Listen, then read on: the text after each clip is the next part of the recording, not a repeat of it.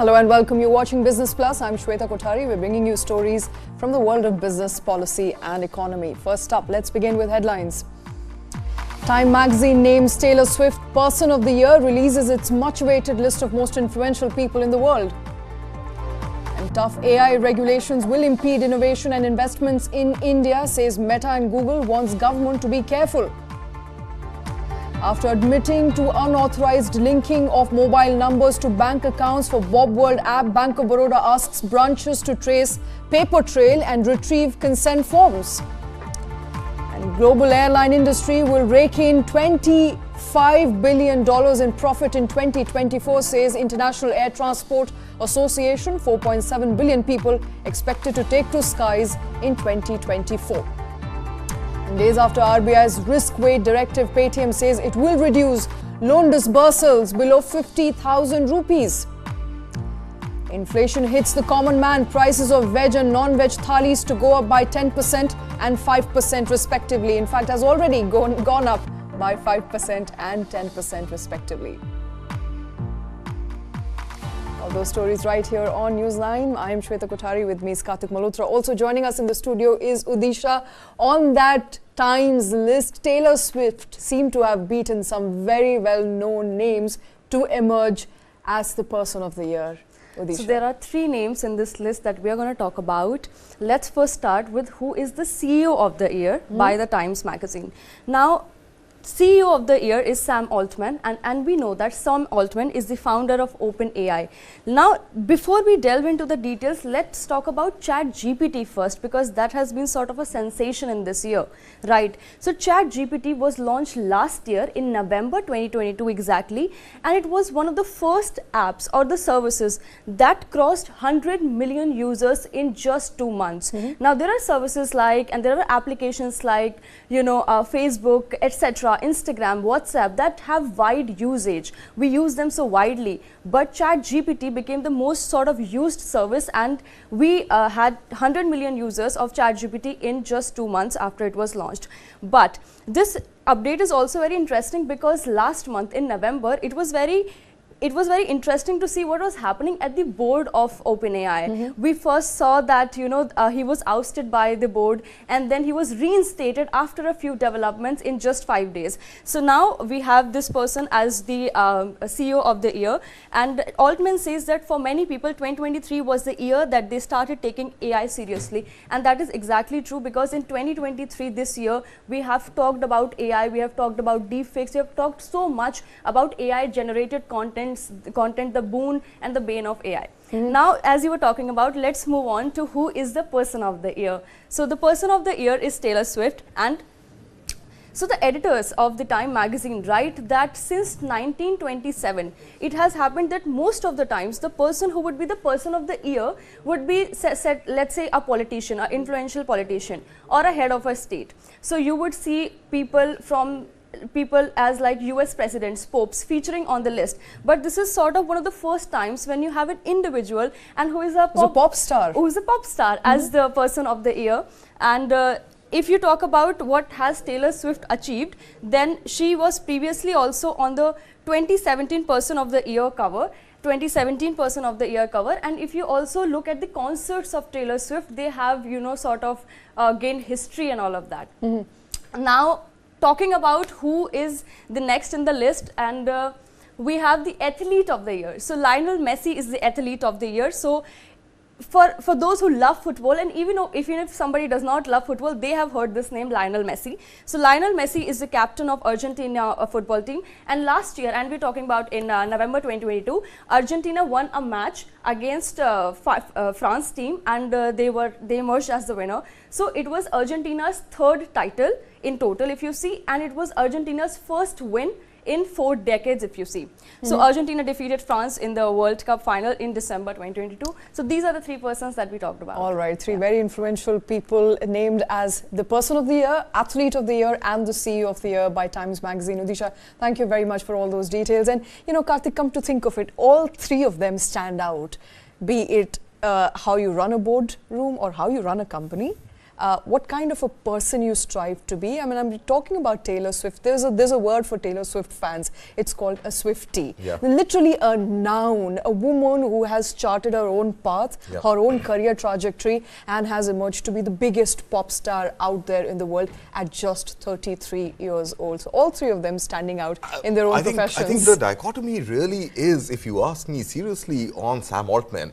And I'm just wondering, did the editors of Time magazine actually draw up this list before the Prior to the controversy boardroom broke controversy? out in November? Because I think, and maybe they didn't have enough time to revisit that, but if they did and still named Sam Altman as the CEO of the year, what if then he hadn't come back? there's something going right with him, I guess.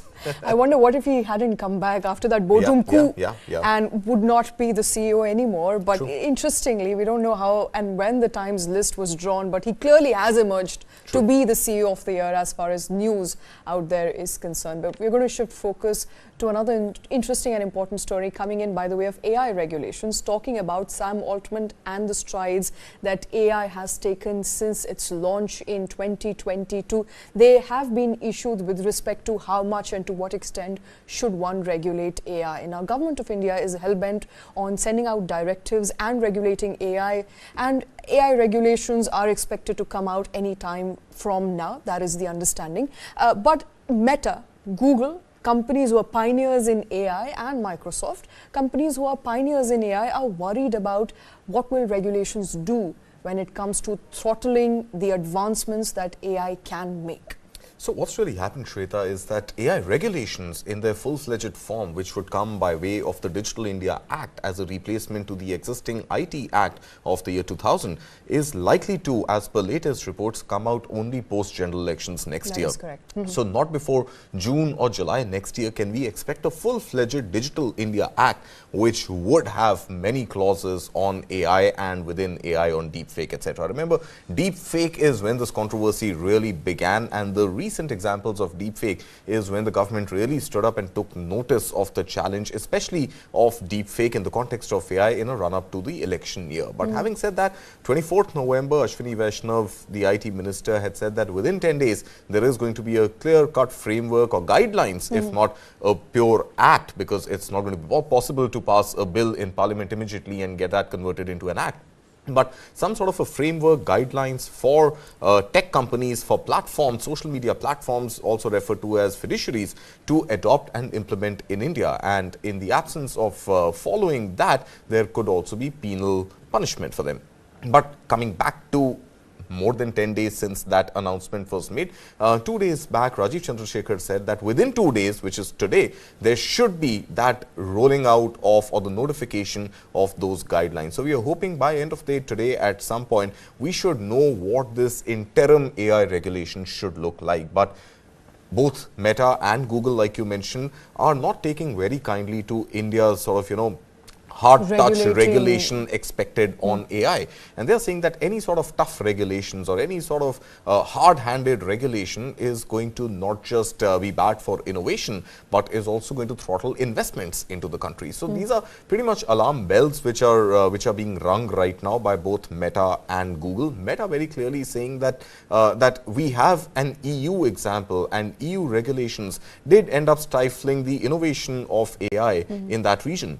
Why would India want to repeat that instance? And if India were to go ahead and press on hard regulations, then it's not just innovation, but also, like I said, investments that Meta may want to make through new products, through new services, employing more people, getting innovation to happen here. All those investments could also take a back seat. But India has a very strong case for regulating AI. Now, we don't know to what extent India will regulate AI, but the emergence of deepfake right ahead of election season here in India calls for regulation. And I think to that extent, regulating AI would be in everybody's interest. So I think the debate right now is everybody has agreed that some sort of regulation would be important, should be made, but should it be a light touch regulation? Should it be a heavy hand regulation? I think that is the fine line that the government would want to sort of ride over. Now, in the same context, so Meta is saying that it's both innovation as well as investment into the country, which could get throttled back. Google, on the other side, is saying that this removal of the safe harbor clause, and this is something that, again, MOSIT Rajiv Chandrasekhar had said at the start of this whole deepfake controversy last month. He had very clearly said that the safe harbor clause, which prevents social media platforms or digital platforms of any kind to sort of find solace in, which prevents them or insulates them from user-generated content being in the realm of synthetic or deepfake, is no longer going to be applicable. So Google is worried about that, and Google says that if Google is held accountable for any platform that publishes content which is deepfake in nature or synthetic in nature or AI altered in nature, then that again could spell bad news for innovation in the country, as well as Google's own plans to sort of continue its investments here. Absolutely. So obviously some sort of panic in big tech, some sort of ringing of alarm bells, and maybe a soft warning to India that, hey, we are looking at investing, we are continuing our investments and innovations here in India. So please handle us with care. That seems to be the message coming out from big tech. And the removal of the safe harbor clause essentially means that all of these big tech companies will be responsible for who publishes on their platform. Up until now, they were insulated. If they're no more insulated, they will be open to not just penal action, but also perhaps lawsuits. True. And face the law of the land in the country, not making them very happy right now. But the government of India very adamant that AI regulations will come in, some sort of interim regulations expected perhaps by today or tomorrow. But shifting focus to a story that has got a lot of people worried in the banking sector as well as consumers, and that is the Bank of Baroda BoB World application and the unauthorized linking of mobile numbers of users, of customers to bank accounts to create false in a way, to create essentially people who are onboarding into the BoB World app who are not really existing or who have not consented to being on the BoB World app. Now, Bank of Baroda has admitted that there was a problem, that yes, some of these bank accounts were linked, some of these numbers were linked to users who may or may not exist, and then delinked, and same process was repeated again and again. Now they want to trace the paper trail, go back to the consent forms as to understand how many people actually consented to being on the BoB World app as opposed to how many were enrolled at the end of the day. You're right, Shweta. So I think the whole controversy broke out through an Al Jazeera news report in the month of July. Soon thereafter, RBI took action, and RBI said BoB World, or BoB World as it is popularly referred to, has been barred from onboarding new customers. What went down actually in preceding months to that report was that employees at Bank of Baroda were given very hard targets of onboarding X number of customers every month. Now, getting real employees to work the phones and convincing customers to download the Bank of Baroda app and to enroll, link their mobile numbers with that app, get an OTP, and pretty much be a real customer on the app as well, was proving to be a challenge. So some very innovative and mischievous employees at Bank of Baroda went ahead and started linking existing bank accounts with fake mobile numbers. And what were these fake mobile numbers? They were their own numbers of their friends, number of their families, co-workers, etc. So you would download an app, you would log in using a customer's bank account, putting a fake mobile number there, receiving an OTP, inching that in, done. Now you change or you remove that mobile number from that particular account and link it to another account. And now with that account, you repeat this process. So over time, they were able to get lakhs of new onboards, and they were able to link a lot of new registrations on their back end. But none of these were apparently, or many of these were not apparent real customers doing the process of signing up themselves using their own mobile numbers. And that is when RBI said that, hey, stop onboarding fresh customers until you sort out this mess. Initially, Bank of Baroda had denied these allegations, but it never really vocally admitted to any misgivings also, except that it hinted by saying that it is going to take corrective action. So I think that in a sense was some sort of an admission of guilt. And now corrective action sent people on leave. That in itself is an of course, admission and fired you know, some general manager level people. Nobody's more senior than that, unfortunately, but I think many more senior level heads also should have rolled. But now Bank of Baroda is trying to sort of clean up its act and is getting employees and getting regional heads to get these consent forms from actual customers who are apparently on the back end still showing as registered BoB World application users, and getting those consent forms where there's a pure play consent that yes, they have agreed to be onboarded on the app, and if there was at any point a phone number change linked to that account, then a consent that yes, they had indeed changed their phone numbers. I doubt many of those forms are really going to be valid, because if this mess was really operating at the scale that it was reported to be operating at, then many of these consent forms are going to draw a blank, at least on, yeah, I mean, they will be untraceable, and they will definitely draw a blank on mobile number changes. You know, but this actually gets the alarm bells ringing as to what extent customer data was also compromised at the end of Bank of Baroda, because many of these mobile numbers which were linked to some of these bank account numbers, their data was made available on the Bank of Baroda BoB World application. Yeah. So that investigation also needs to conclude further. So apparently there is an independent audit which is on, and that audit is being done by an external agency. It's both being managed as well as supervised by external agencies, and yeah, hopefully, you know, that audit should coincide with this paper trail, whatever it finally amounts to. All right, and hopefully there'll be some closure to the customers who were onboarded using some of these fake account numbers as well as fake phone numbers. Investigation in that respect is likely to conclude soon. But shifting focus to the airline industry, which is expected to rake up $25 billion in profit, about 4 billion people expected to fly all in the year of 2024. So essentially 2024 is going to be an exciting year for aviation sector, and India is going to stand out because the report says and reports suggest that India is an exciting aviation market despite whatever is happening, airline going down after airline going down every consecutive month or quarter. So, Shweta, I think there is no doubt that India is an exciting aviation market, exciting at least at the level of flyers.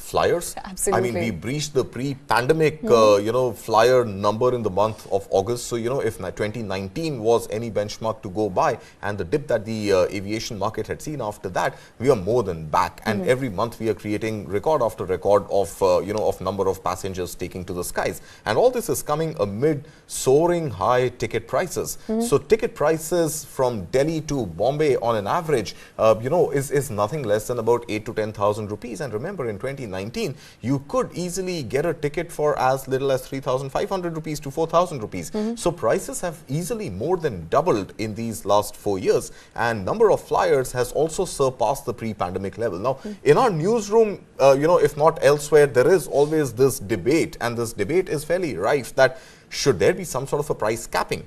And can airlines be permitted to charge customers exorbitant amounts of fees for flying them from one city to another? And then the other end of the debate is that should there be any capping done by an agency, and what should that agency be? And if the agency is the government or one of the bodies of the government, whether it is the DGCA or the Aviation Economic Wing, then at some level you are going to stifle the free demand supply equilibrium economics. And right now, if airlines are in a position to fly enough and more passengers, breaching all previous records at the prices that they're charging for the tickets, then should airlines, which in any case find it hard to make profits, be compelled to lower their prices. So I think this price debate, and this price debate in the context of more and more people taking to the skies despite soaring high airfares, is obviously one contentious issue right now. But having said that, I think IATA's sort of, you know, bullishness on Indian aviation is also rampant in the fact that you have more than 1,000 aircraft waiting in the wings if you were to combine the aircraft order of both Indigo and Air India combined, to be arriving in India, landing in India, ready to take back to the skies within the next 18 months or so. So there is obviously buoyancy by way of flyers, buoyancy by way of airline operators. Indigo, of course, making good profits, being among the only airlines making profits in India. And despite the mess that we've seen with Go First pretty much written off, as you like to say. I would still want to wait till the first week of February, but Go First. I mean, as much as I would like for Go First to come back and for there to be more buoyancy when it comes to options available for flyers, or flyers at an all-time high, at the same time, very limited options available and very limited. It's pretty much a duopoly, Shweta. Absolutely. You only have Indigo and you have the Air India combined, which operates Air Asia, Air India, Vistara, Air India Express. So, you know, you have yes. so you have that one block of Air India and you have one block of Indigo. Somewhere in between, you know, trying to nibble into that leftover 15% odd market share, you've got a SpiceJet, which is facing its own solvency issues, and you've got Akasa. Akasa has been saying for the longest time that by end of this year, a minimum of 3-digit aircraft order is likely to go through. We haven't seen any update on that. There has been this pilot war pretty much within all airlines. So obviously there is excitement of all levels. But the fact that there are only 2 players and it is pretty much a duopoly right now, 2 dominant players, that means prices will pretty much be controlled by these 2 players. So unless there is more competition, then you know, prices coming down is going to be a challenge, and there is enough room for more carriers to come into India, given the buoyancy in the number of people taking to the skies. So overall, I think you need more airlines. There is no doubt. You need more airlines, and India is a buoyant market. IATA is saying India is a buoyant market. Aircraft orders are saying India is a buoyant market. Why do we have such few flyers? You know, I don't know if it, correct me if I'm wrong, but perhaps I think it's one of the only industries which is expected to be buoyant, expected to see more number of people coming through, but has very little competition and a reluctance from a lot of big players to actually walk in. Yeah, I think what Richard Branson said was you know, pretty on point when he said that what's the best way to become a millionaire. An entrepreneur who is a billionaire should start an airline and end up becoming a billionaire. So I think, yeah, so you don't have too much excitement. And we saw that even Go First did not really have any takers. Right. Absolutely. So excitement on the part of flyers, but not so much on the part of airlines, and perhaps not many people who want to jump into fray when it comes to airline business in India. Nonetheless, the prospects of airline sector, aviation sector,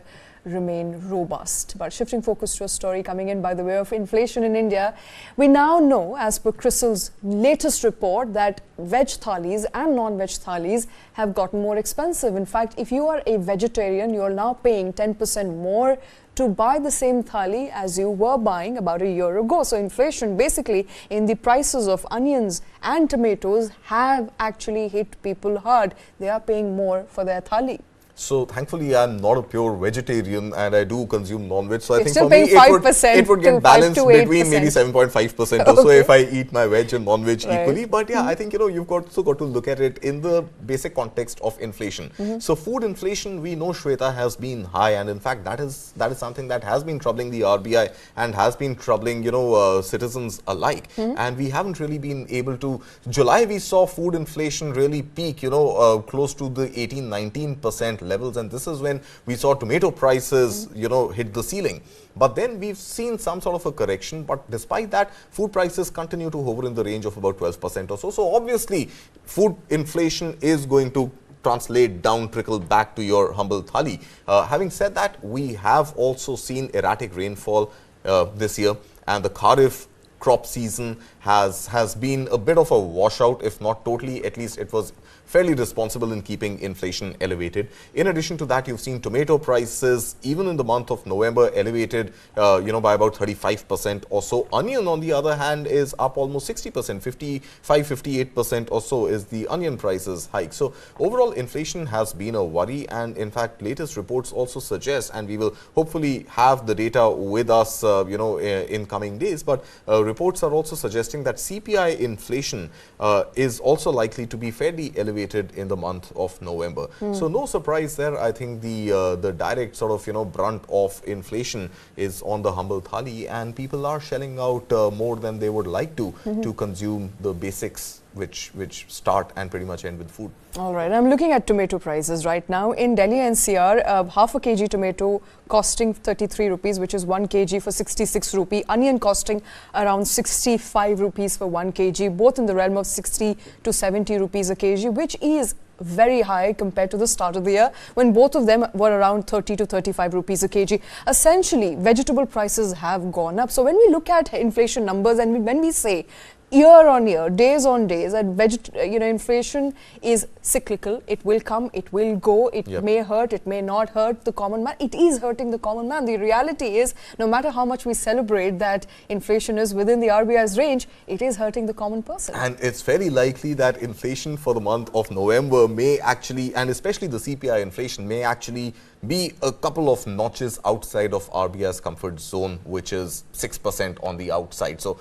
those are also reports coming. No doubt, I mean, inflation is a problem. Inflation hits everybody equally. And some ministers take offense on public platforms when there are similar questions. We'll not get into that today. But I think it is something. Do you eat onion? Who doesn't? I mean, unless you are a tamsik or, the other, right. the opposite of being a tamsik. And unless you are a vegan, I think you do end up consuming most of the prices which are inflated.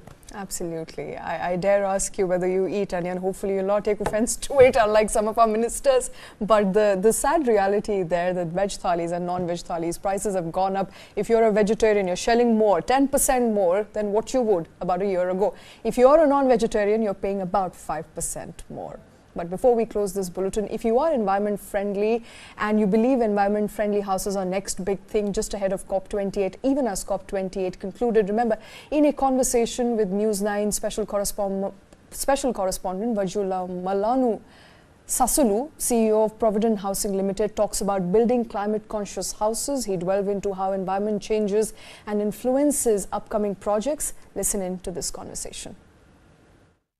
The housing sector contributes a lot to the GDP. It's believed to be the second highest contributor. And today I've been joined by Mr. Malana Sasalu, who's the CEO of Provident, which is a part of Puravankara too. Sir, first tell us, today you came up with your ESG report, sir. What are the key highlights of those reports today?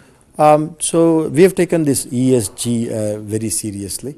Environment and social and governance. We are part of the listed company Puravankara, so governance is very, very important for us. So we have always been doing that, and we continue to do that. And whatever in the governance piece, that whatever in the all around the year that our compliances, we have listed in that one. Social, we have ensured that we are part of a community. Wherever we go and do our project development, we ensure that the social side of this thing, that is outside of Provident, how do we keep relation with? For example, that our staff are continuously engaged in many of the social activities, go and do Lal Bagh cleanup. Big Lal Bagh is a big park, 600 acres of land. Go and clean it up for 2 days and contribute wherever we can contribute in the road cleanup or managing the city landscape, public landscape and other things. So there's quite a number of things. And most importantly, environmental, where it comes to our operational practices, wherein as we have said that in Provident will not do any projects where we cannot give 1 tree per family, and similarly whether it is the air, whether it is electricity, or whether it is water, we have taken many number of steps, and also usage of recycled materials, and whatever those things that we have done, all those things have been highlighted. And it is, and some of the people who are the experts who have seen that, they have said that this is one of the best ESG report by real estate developers. I'm very proud of that. So Provident has always been known to be under the affordable sector, and today you've said that you're trying to move on and you don't want to be into any category. So what is it that we're looking into? Is it high end or something in the mid range that you're seeing as well? See, affordable housing, because we were the people who actually first coined the whole terminology called affordable housing by building a brand for itself. What was in 2009 a 19 lakh rupee apartment, to the inflationary this thing, it has gone up to 45 lakhs or 50 lakhs rupees. We are doing projects from 45 lakhs rupees, 50 lakhs rupees to 1.2 crores, where our average per apartment is around 70 to 72 lakhs rupees is what we are doing. Today, more than 60% of all the stock that is being sold in this country, in urban India, are in this category. All developers are there in the same category, and all developers are participated in the same category. So there is no point in we calling ourselves as affordable housing developer or other. We are saying that our focus is from 45 lakhs rupees to 1.2.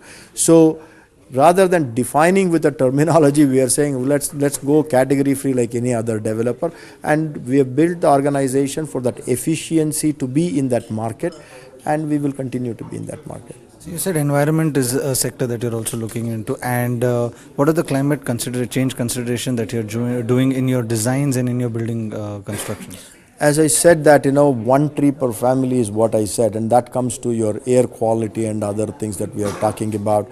Electricity, wherever we have got the space that's available, that we are doing the solar panels so that we can produce electricity, and that is used for common area.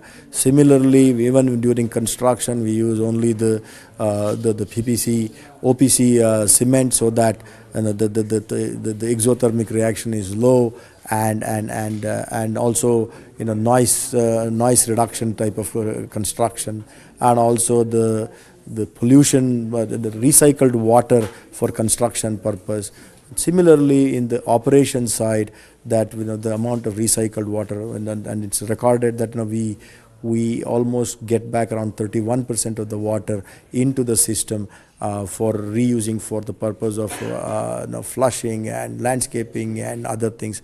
We do rainwater harvesting, we do rainwater retention and detention system, so that the underground water levels goes up, and also we capture water for the purpose of drinking water and after treatment. So in all aspects of this thing, and also that we are very conscious of using recycled materials in our material selection for our development. So, but this is about the building that is going to come up, the construction, the projects that are coming. What about the existing buildings that you have? How are you going to be energy efficient? So similar things, and in fact that if you really look at some of the regulations which are already present from Ministry of Environment and Forest, MOEF, and state pollution control boards, and it's quite well mandated, so that even if you're doing that, you're already becoming environmentally friendly one, and we are just going over and beyond that, and including the projects which are ongoing.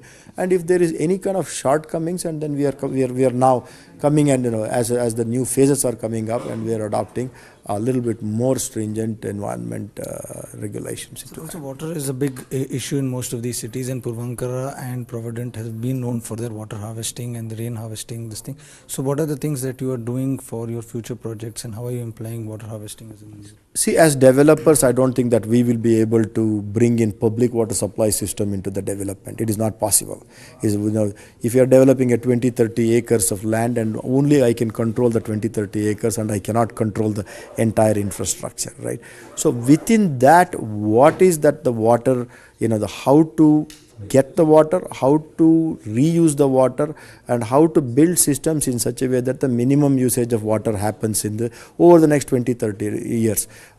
Water saving fixtures, usage of water. It's mandated within our company that we must use the water saving fixtures, and we use that. So that is the approach that we have taken. So we won't be able to solve the public water system, but within our complex, what best we can do, how we are doing that.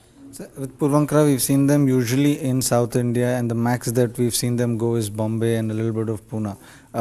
Why don't we see them going up north? Is it because the difference of ease of doing business in both these places? No, real estate is a very localized business. When you go and establish yourself, there is a large learning curve, and we are already in 9 cities, right? In 9 cities, there is so much of business to be done. And when it is opportune time, then definitely we will look at other geographies. But we are busy in these 9 cities, and there is a lot of scope for us to grow. Being busy is one thing, that we believe that there is a lot of growth that is possible within those 9 cities where our attention is required. My last question. So COP28 is happening, and they're looking into a lot of environmental changes that they want to do with regards to construction, with regards to the environment and everything. How effective are your goals with regards to the COP28, or how compliant are you with those regulations that they're looking for the entire world? See, personally, I have not gone through the list of things that what is going to come in future, and at least whatever in the sustainability today, we are doing more than what is there, and we are more than happy to adopt whatever may be the future regulation that's coming up. My only concern is that, as I said, that it has to be a soft landing. It can't be an abrupt landing, because we cannot disturb the market, meaning to say that you cannot do this as a cost, right? The regulations will have to take care of the economic conditions of the affordability and other things with people. Anything that comes up, and as long as people are able to afford those changes, definitely we want to be there and we will be doing it. Before I let you go, sir, what are your projections for the next few years? Where do you see Provident in terms of profitability and revenues? We will continue to grow well because the market conditions are fantastic. As a country, we are, our sentiments are great, and people are feeling very upbeat and very resilient, upbeat, and the way India is a country which was almost starving for the growth, and I think that we are in that path. Whatever that even 6-7% growth is a nominal growth for a country like India. We should be growing at somewhere around 10, 11, 12%, and with that kind of a growth, and we are just following that growth, and we want to capture as much of the market share as possible, like any other business house in the sector. Thank you so much, sir. It was a pleasure talking to you, sir. Thank you very much.